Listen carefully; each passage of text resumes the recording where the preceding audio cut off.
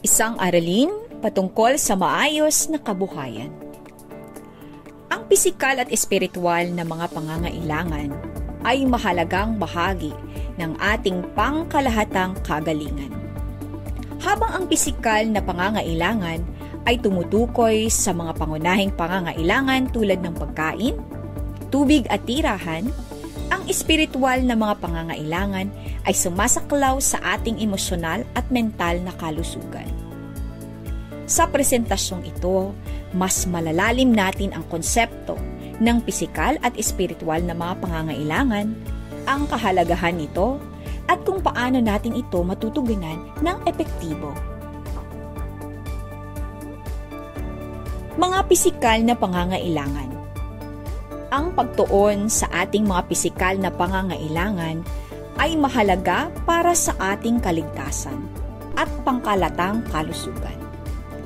Ang ating katawan ay nangangailangan ng wastong nutrisyon, hydration, pahinga at proteksyon mula sa mga panlabas na elemento upang gumana ng mahusay. Kabilang dito ang pagkonsumo ng balansing dieta, pananatiling hydrated, pagkakaroon ng sapat na tulog, at pagpapanatili ng personal na kalinisan. Sa pamamagitan ng pangangalaga sa ating mga pisikal na pangangailangan, mapapabuti natin ang ating kalidad ng buhay at maiwasan ang maraming isyu sa kalusugan na lumalabas. Mga espiritual na pangangailangan.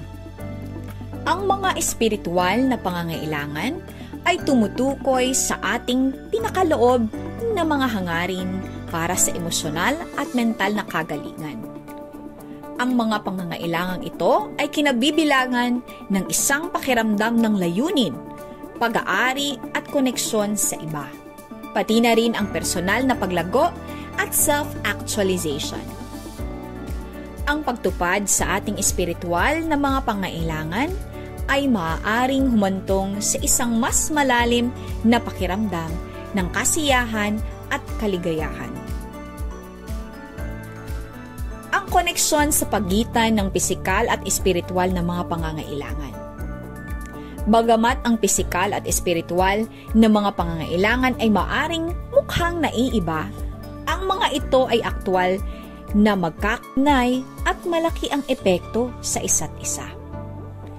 Ang ating pisikal na kalusugan ay maaaring makaapekto sa ating emosyonal at mental na kagalingan, habang ang ating espiritual na kalusugan ay maaaring makaimpluwensya sa ating pisikal na kalusugan. Kabilang dito ang pag-aalaga sa ating katawan sa pamamagitan ng ehersisyo at wastong nutrisyon, pati na rin ang pag-aalaga sa ating emosyonal at mental na kalusugan sa pamamagitan ng pag-isip at mga kasanayan sa pangangalaga sa sarili. Pagtugon sa pangangailangan ng kapwa.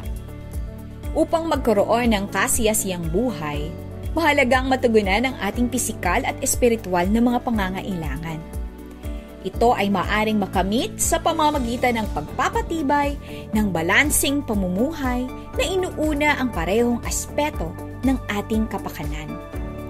Ang ilang mga paraan upang makamit ang balansing ito ay kinabibilangan ng regular na ehersisyo, malusog na gawi sa pagkain, pagmumuni-muni, paggugol ng oras sa kalikasan, paghahangad ng mga libangan, at pagpapaunlad ng makabuluhang relasyon.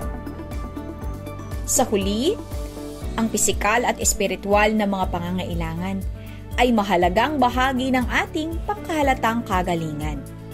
Hinihikayat kita na pag-isipan ang iyong sariling pisikal at espiritual na pangangailangan at gumawa ng pangako sa pagtupad ng mga ito.